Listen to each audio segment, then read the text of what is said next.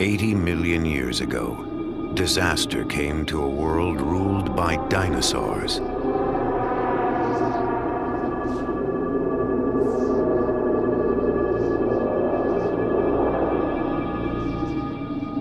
It came in waves of sand and wind that buried every creature alive.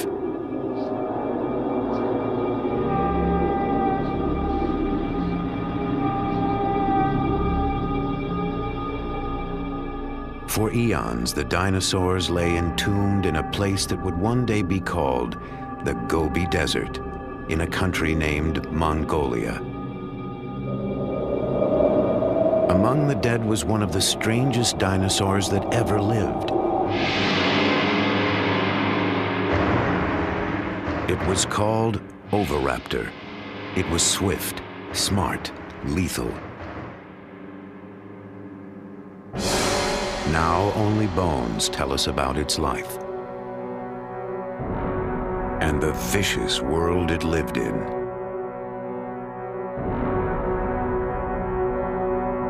The bones have given us a glimpse of those ancient times.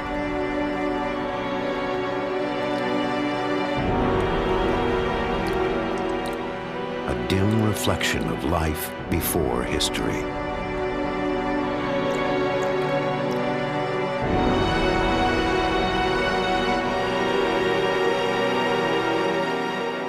But there is more to the story.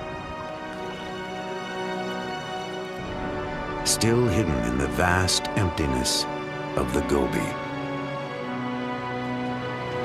Now, an ambitious expedition is traveling to that distant desert to uncover the secrets of the Oviraptor's world.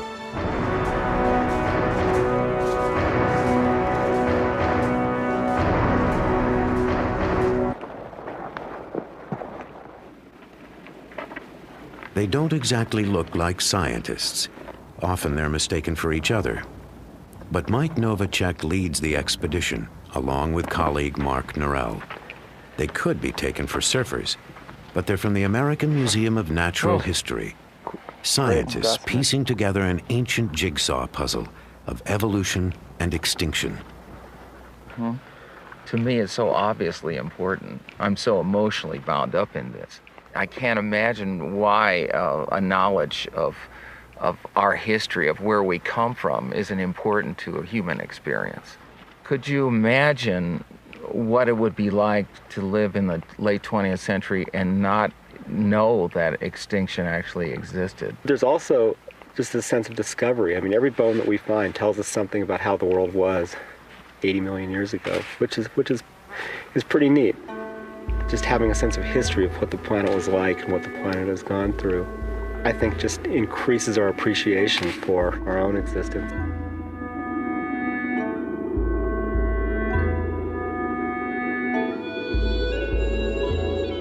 Mike and Mark are about to journey to the sun-scorched badlands of the Gobi.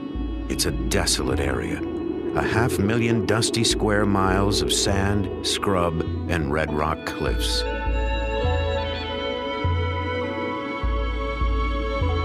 But it's a paleontologist version of heaven, for this is where the Oviraptors lived and died, and lay untouched in the earth for millennia.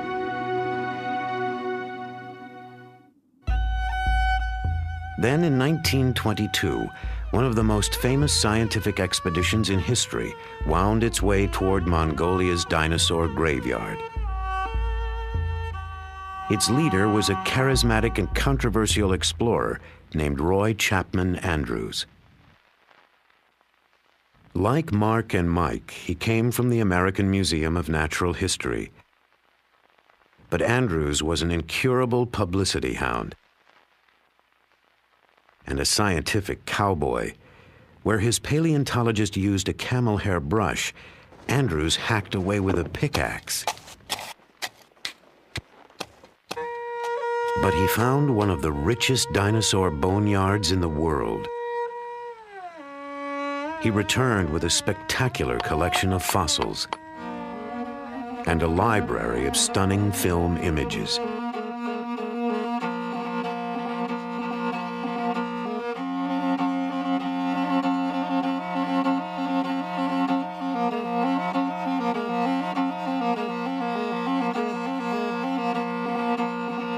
But in the 1920s, communists seized power in Mongolia. The open door to the West slammed shut. For the next 65 years, the fabulous fossil fields of the Gobi were forbidden territory.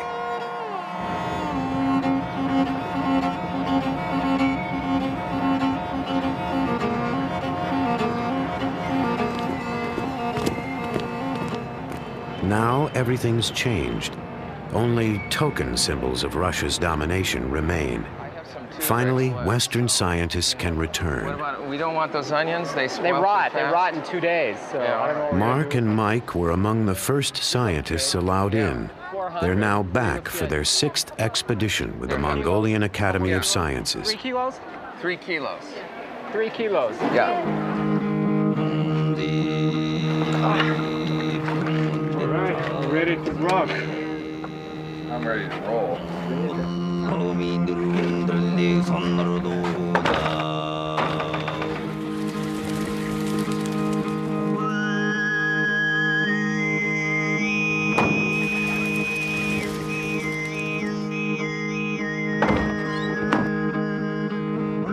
They have just enough supplies for a short month and a long way to go, retracing Andrew's footsteps on their way to one of the richest concentrations of fossils in the world, a place called Ukatolgad. Over a vast span of time, Ukatolgad was ruled by dinosaurs. Dinosaur history can be thought of as a great empire that lasted a few 100 million years. That's a significant slice of the history of life. Imagine that time from the moment the dinosaurs appeared till now is a single day. At midnight, dinosaurs first walked the earth. They're flourishing at noon. They don't go extinct until 5 in the afternoon. Time passes. The first modern man finally appears a minute and a half before midnight. All of our recorded history takes 3.5 seconds.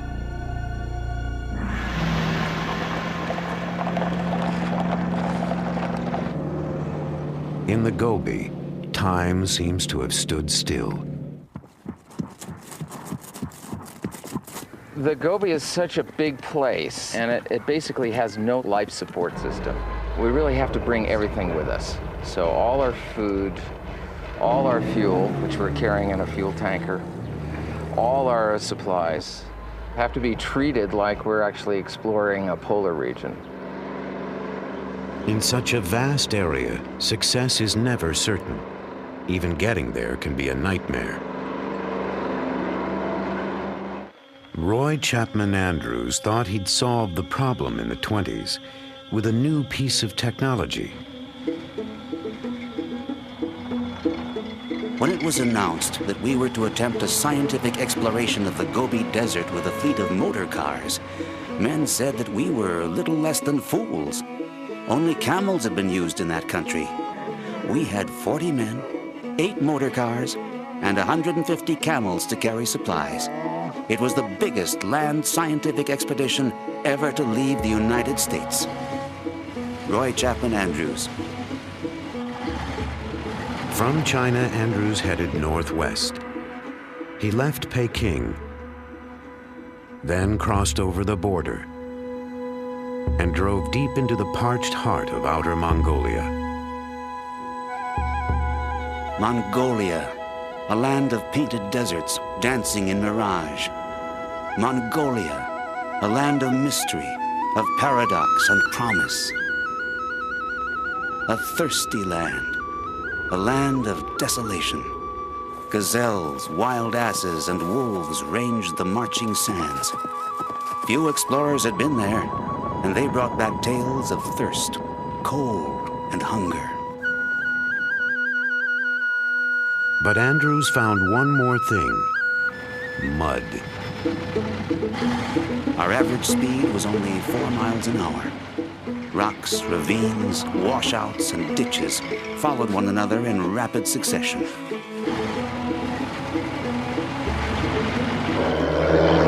one might imagine that the roads have gotten better. They have not. And even modern Jeeps aren't built for a desert like the Gobi. We have an electrical problem, and we don't know what it is. It's not a very complicated wiring plan, a Russian Jeep. It's not like a Japanese or American car.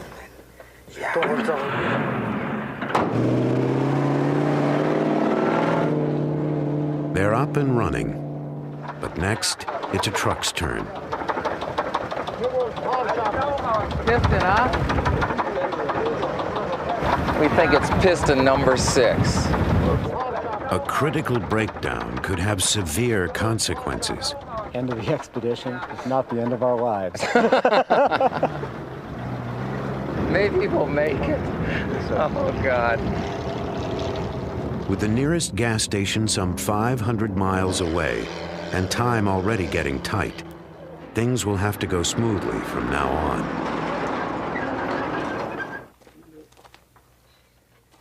Oh, we're having some mechanical problems. We think it's a fuel pump, but we're not sure. This could be way bad. It seems to me I got this thing in there without doing the twisty deal. Maybe we'll tow it or Abandon it.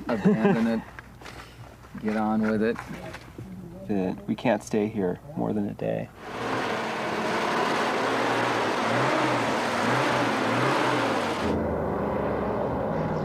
After more than 12 breakdowns, the vehicles all decide to run at the same time.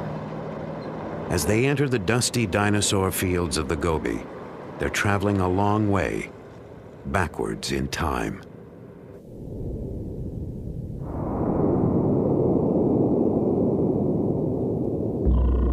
Dinosaurs first appeared some 230 million years ago in a world with a different face.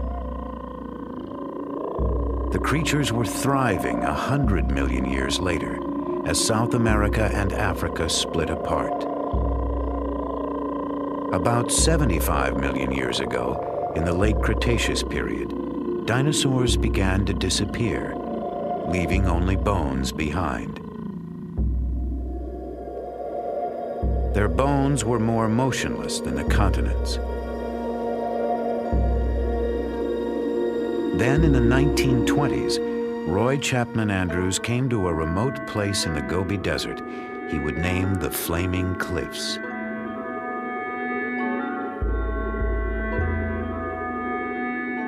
It was a likely-looking place. There appear to be medieval castles with spires and turrets, brick red in the evening light, colossal gateways, walls and ramparts.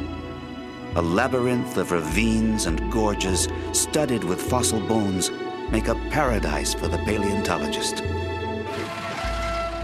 Without a doubt, there were hundreds of bones lying just beneath the surface. But where? If only my eyes could pierce that baffling surface and get a glimpse of what lay concealed. Within minutes, they were finding fossils. Andrews and his team had stumbled onto the mother lode of dinosaur bones. They discovered the remains of some 200 different animals, many of them completely new species.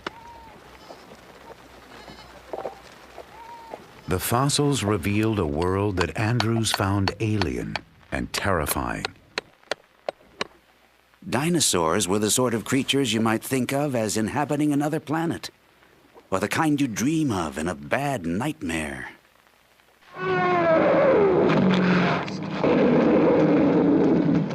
It was an image our culture nourished for generations. Dinosaurs were fierce, monstrous, and not all that bright.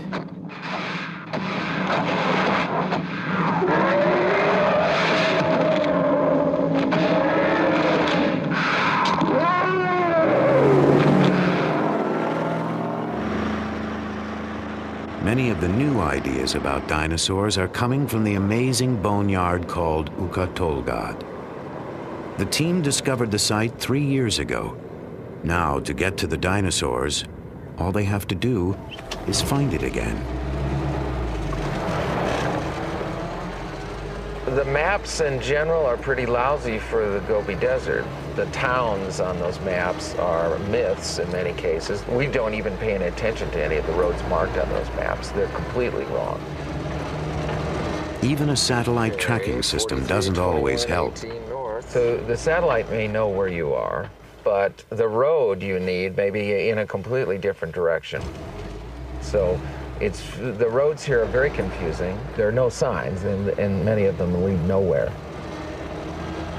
Mandalobo. Mandalobo is here. So we're gonna go like this. Yeah. We're a little off course. We're not really lost. We're just a bit off course. So we've got to go this away and that away.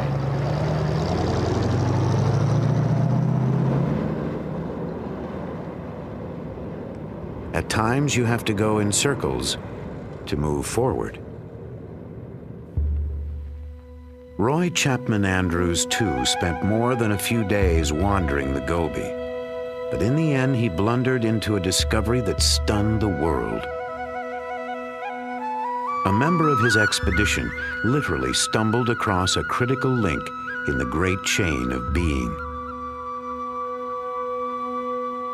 On July 13th, George Olson reported that he had found some fossil eggs. We did not take his story very seriously. Nevertheless, we were all curious enough to go with him to inspect his find. There could be no mistake. Our paleontologist finally said, "Gentlemen, there is no doubt about it. You are looking at the first dinosaur egg ever found."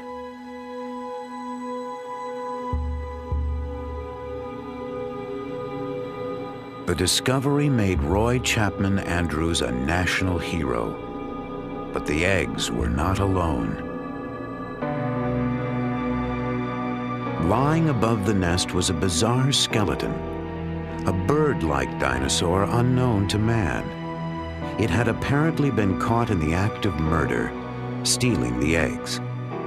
So it was forever cursed with the name Oviraptor, Latin for egg thief. It would be years before we discovered the strange truth about the animal called Oviraptor.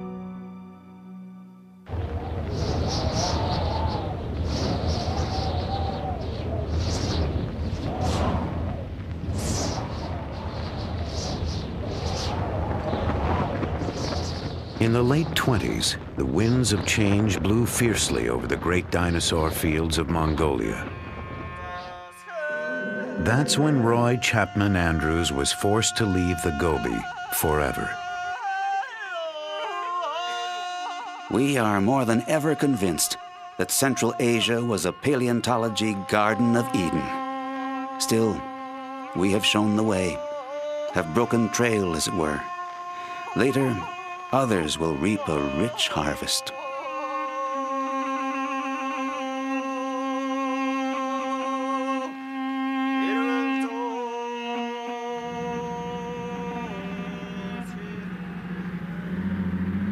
Decades later, Mark and Mike are hoping to find the treasures that Andrews left untouched in the sand.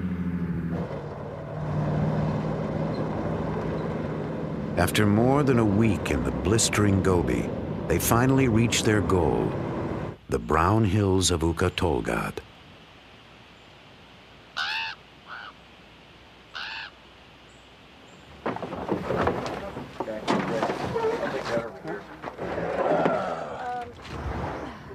With all the delays, they've only got 2 weeks to work. This is the place where they've pinned all their hopes. With luck, a year of shifting sands has exposed more bones. But even here, there are no guarantees. It is possible to fail in the Gobi. It's a huge area, a huge tract of land. There are lots of rocks, but they don't all contain fossils. You can drive to what looks like the most tantalizing set of badlands you can possibly imagine and not find one scrap of bone. It's a treasure hunt in a way, and it is sort of like finding a needle in a haystack.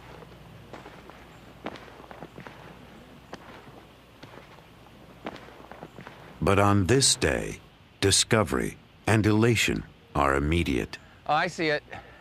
Yeah, oh, ooh, wonderful. Jeez, that's nice. There's the claws. Nice. The side of the skull here. These are the teeth sticking You can up see these right teeth, here. yeah.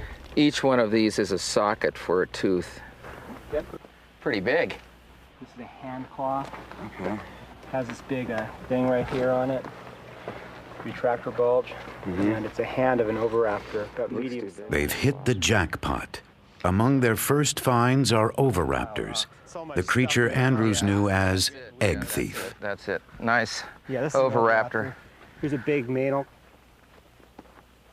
Considering that Oviraptor is one of the rarest dinosaurs in the world, and there'd only been a handful of specimens found before we discovered this place, where we found 25. I mean, today we found at least 5 just in the first 20 minutes. This is really not what paleontology is like.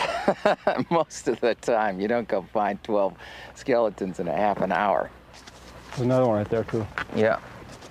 Each one of these little mounds of little white flecks sticking out there, that's the eroded rubble of The sands of Ukatolgad, moving toward a tragic destiny. I think this was an oasis 80 million years ago.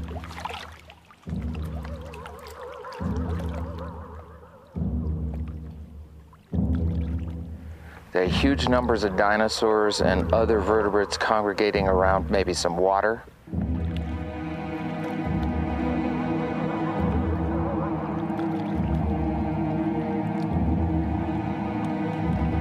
And on occasions, not just one event, but on several occasions, these animals were buried in these sands.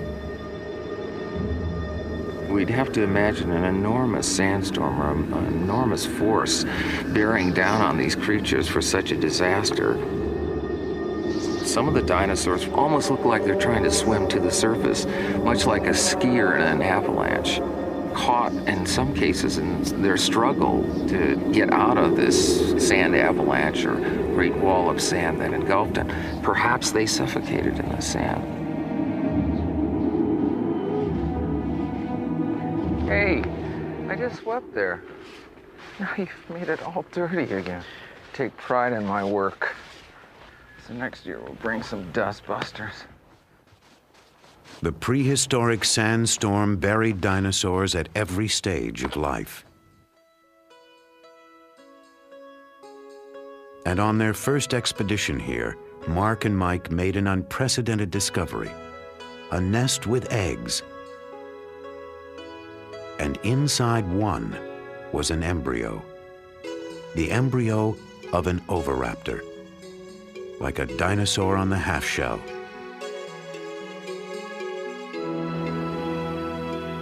Here was the vicious carnivore, the egg thief, just a tiny baby about to hatch.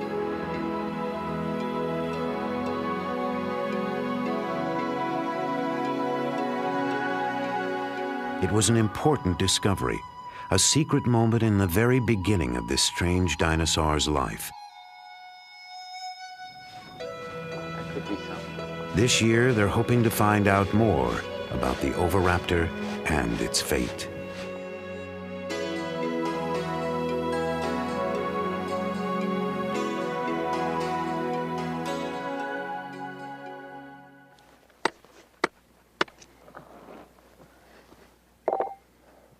There's growing excitement on the far side of the ridge. They think they've found a completely new kind of dinosaur, a relative of the oviraptor, and it may shed light on what ultimately happened to the dinosaurs. We have no idea what this is. It's a really big animal. It might be something new. This specimen has a lot of important implications that go beyond just being a really beautiful object, so it's exactly what we wanted to find. We hope. The skeleton is what's important. Mark and Mike believe that these bones may help prove an exciting theory, that some dinosaurs actually evolved they evolved into creatures that are still alive today. The bones tell the story. There are uncanny similarities in the skeletons of certain dinosaurs, like these. And modern birds. Almost without doubt, they shared a close common ancestor. And each new find may help prove that dinosaurs did not really go extinct, that birds, in fact, are dinosaurs.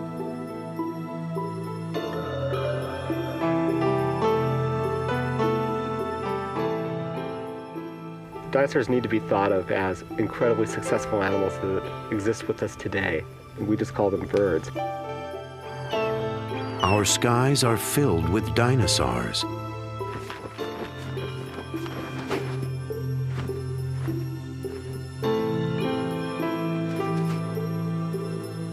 It's a bad metaphor to use to call something like dinosaur-like, you know, just because it's old, obsolete, ugly, stupid, and slow. I mean, that's not what these animals are all about. I mean, it's like the swifts flying around here and things. I mean, they're a type of dinosaur, and that they're still with us now. And the closest relative to birds is these small carnivorous dinosaurs that we've collected in these red rocks.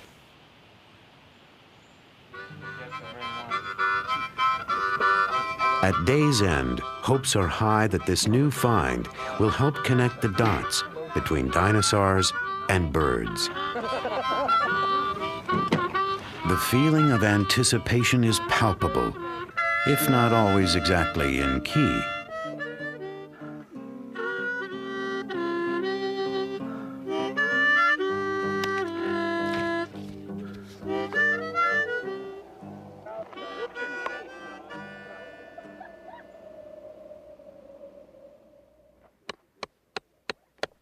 First thing in the morning, they're back at the site. So we hope we got something we can identify eventually. So Mike, work on that.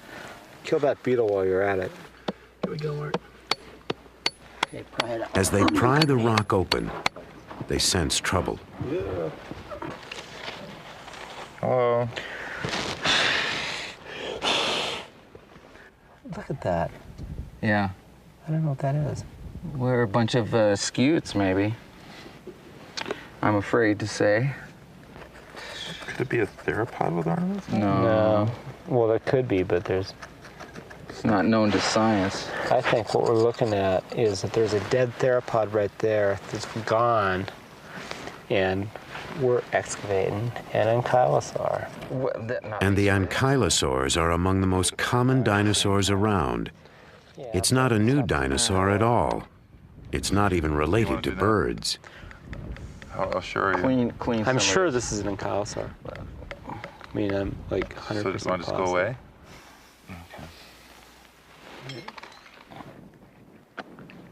What they want to do now is give up. All that work.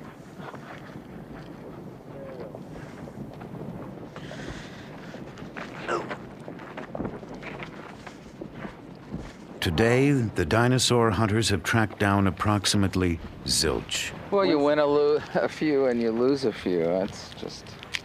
I don't feel too good right now. I'm tired.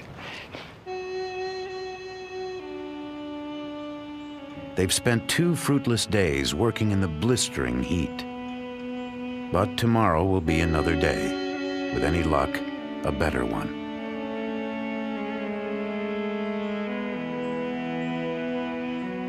Instead, nature decides to add insult to injury.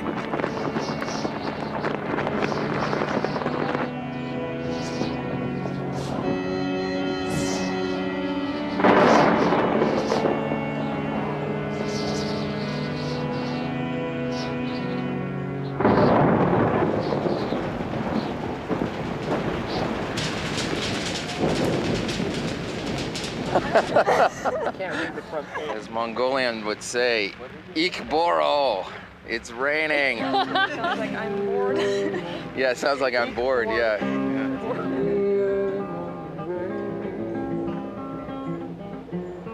With $1 in my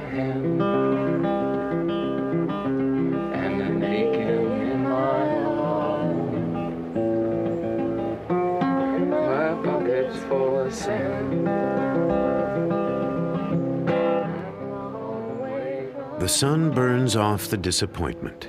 It's a new day and a new dig. This find is not a new species. It's not related to birds, and it's not an oviraptor. But it probably was the oviraptor's prey. It's an animal called Protoceratops. They called these guys the cows of the Cretaceous. They were sort of everywhere. They roamed around, they think maybe in herds. And It's full of spikes. We actually call it spiky now. Yeah. we've sort of bonded with this one. These are the eyes and the snout. So we're looking at the skull from the top. These are cheek spikes and the frill covering the neck here. This was kind of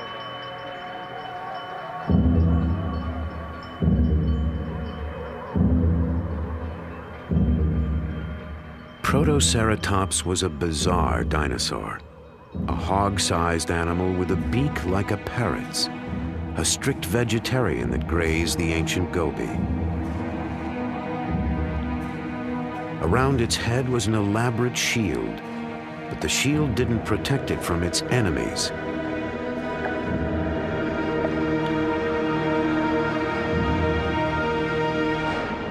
Enemies like the oviraptor.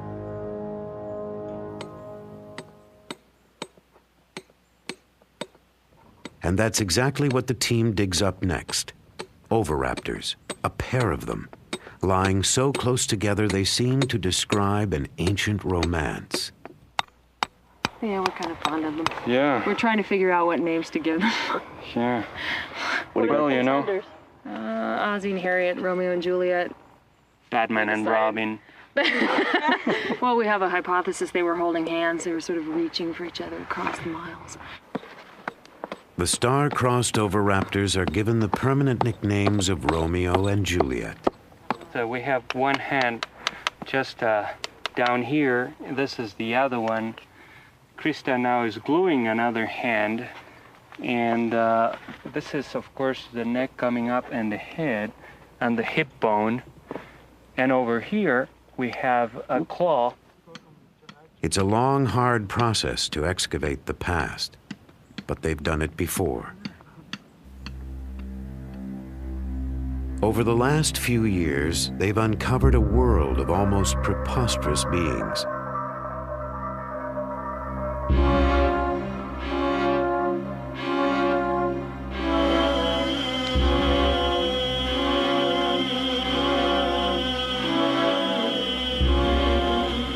Some are related to birds. Others are even related to us. Our tiny ancestors, mammals that lived alongside the oviraptors. Most of these mammals were small, like early mice and shrews. But these insignificant creatures gradually evolved into all the mammals of our world. The cats, the aardvarks, the whales, and even human beings.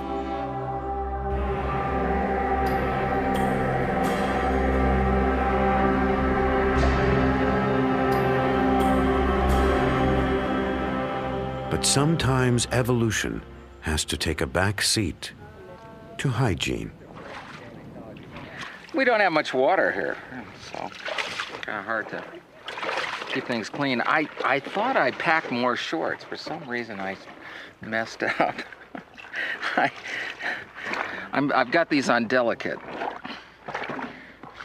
Yeah, personal grooming is a passion of the camp here. The team spends a lot of time making sure that they're groomed, looking their best at all times. Because you never know, there may be some formal affairs in a nearby village that you might need to attend.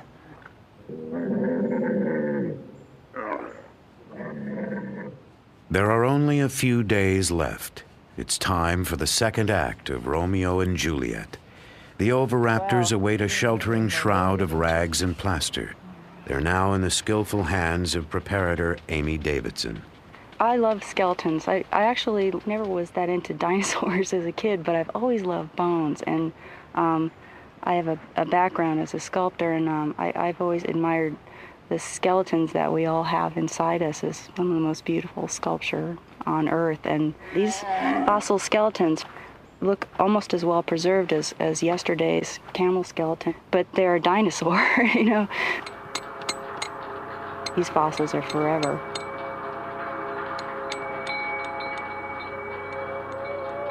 It almost lasted forever. For 80 million years, Romeo and Juliet lay together, reaching toward each other in death.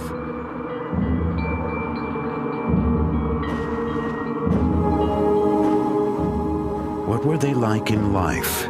Did they hunt together, share food with each other, fight with each other?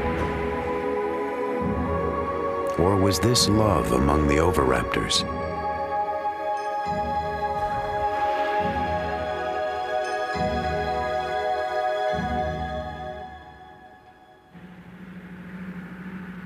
Scientists may never know for certain if the bird-like oviraptors fell in love. But now there's a new find that digs even deeper into the private lives of the dinosaurs, a place paleontologists usually enter only in their best dreams. Oh yeah, it's farther down. They've discovered another oviraptor. And then, in the dirt below the skeleton, eggs, an entire nest.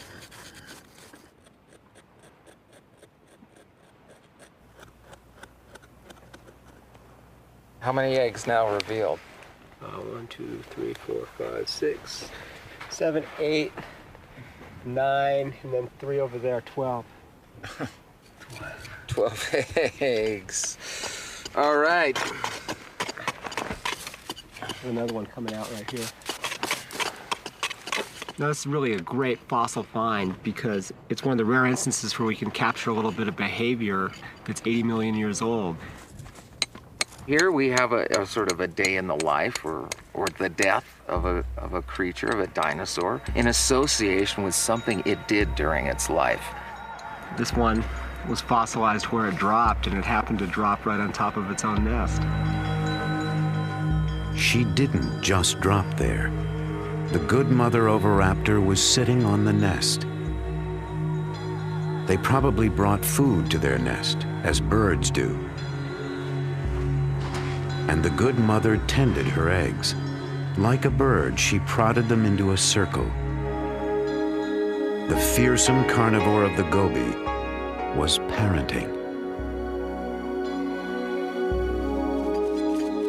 So the story of the dinosaur named Egg Thief has finally come full circle. The oviraptors watched over their eggs and took care of the nest. Now they will never be seen as simply nightmare creatures again.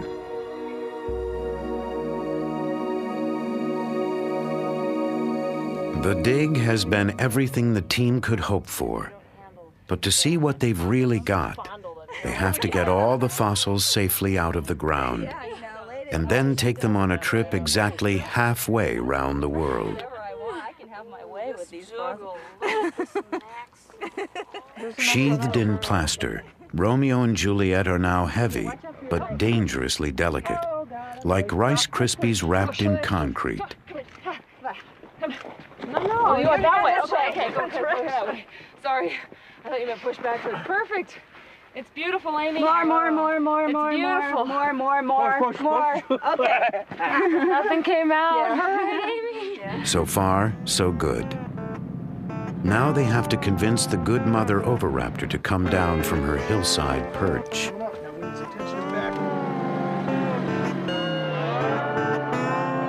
It's like moving a grand piano off a cliff.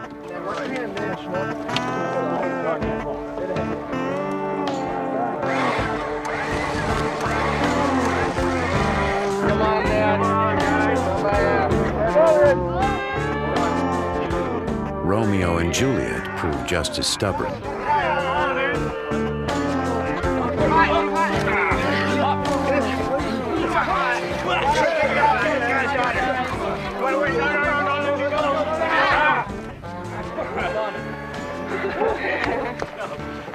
I'm happy. Just drive slowly, please.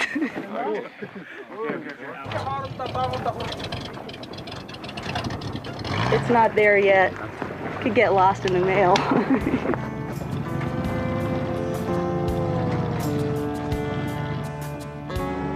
They do get lost in the mail. The good mother oviraptor and Romeo and Juliet are trucked east.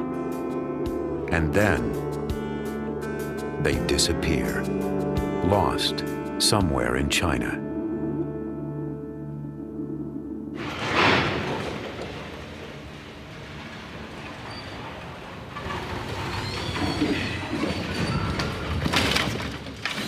After 4 months bound up in Chinese red tape, the dinosaur fossils finally make it to their destination, the American Museum of Natural History in New York.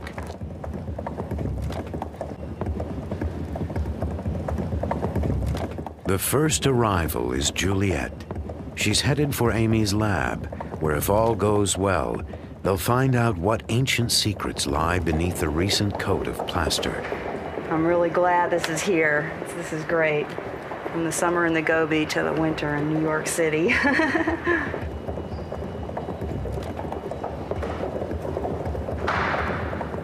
Juliet is now a seasoned world traveler.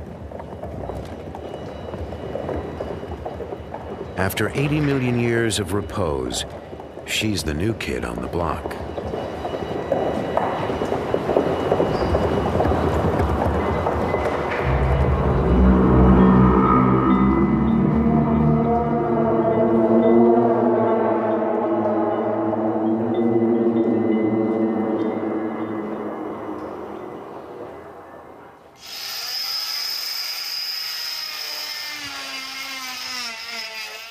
There's a lot of questions at this point.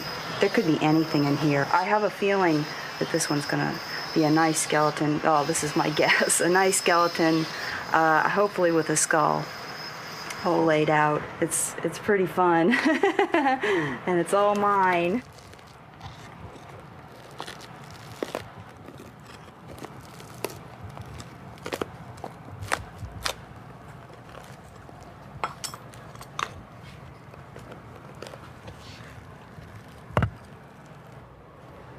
It's a tricky business.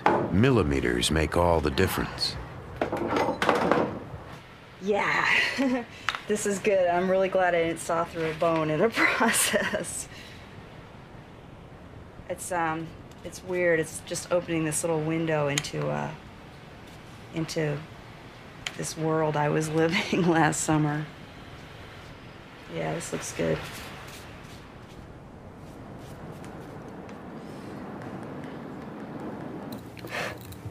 After all this work, they still don't know if Juliet is an important specimen, whether her skeleton is perfect or a total ruin. Oh, this is great. I'm really psyched because this is the skull. It does have a skull. We're really happy. I like it, you know, working late at night. It's really hard to go home because I just look at it and say, I can't believe this. It's traveled 80 million years and halfway around the world, and it's sitting here, and you know, it's a dinosaur. Working late tonight? And it's so beautiful. It's the more I work on it, the more you see this natural sculpture. My work just sort of disappears and this beautiful thing comes out of the rock.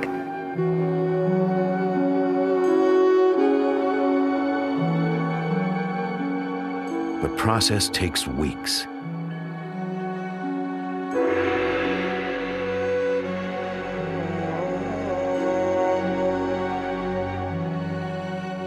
Finally, Juliet is revealed in all her splendor. She's everything they've been hoping for. Perhaps the most perfect specimen ever found. A dinosaur for the ages. It's a beautiful fossil. In fact, I mean, I think that this is probably the best prepared and the best preserved oviraptor that's yet been worked on from our expedition or even anywhere in the world. I think we're going to have to be able to relish in the fruits of last summer for many years to come. Makes you wonder what's still out there. She's more than a pretty face. These bones will help us trace the evolution of dinosaurs into birds. Meanwhile, Juliet makes a scientist dream about the world she left behind. I think what fascinates me is the broad picture. What was it like if you were flying in a little Piper Cub over that area like some of the bush pilots do over the Serengeti? What would it look like then? All those dinosaurs and the mammals and the lizards and the goby. After 6 long summers, Mark and Mike have uncovered the hidden secrets of the goby, making Juliet's world feel almost real. You could picture a lake, perhaps, and some cliffs, and a bunch of oviraptors on a cliff like a colony of seabirds, perhaps.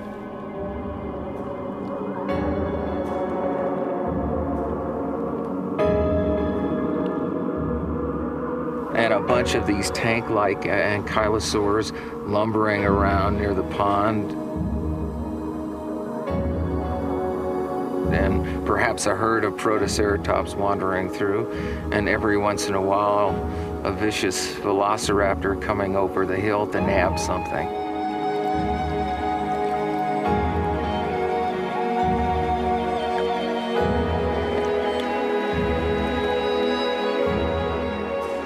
And we can imagine the oviraptors, Romeo and Juliet hunting together, and the good mother minding her eggs.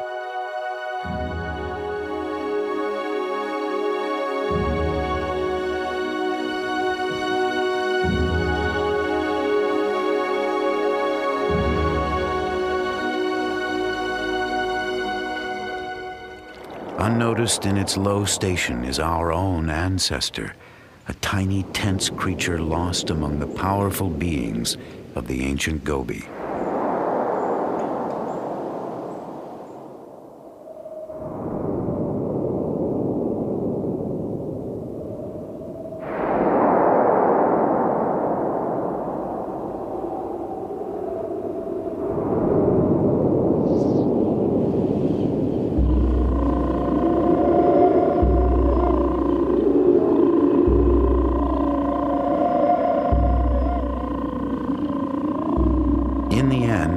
They would all disappear from the face of the earth, along with most of the creatures of their world.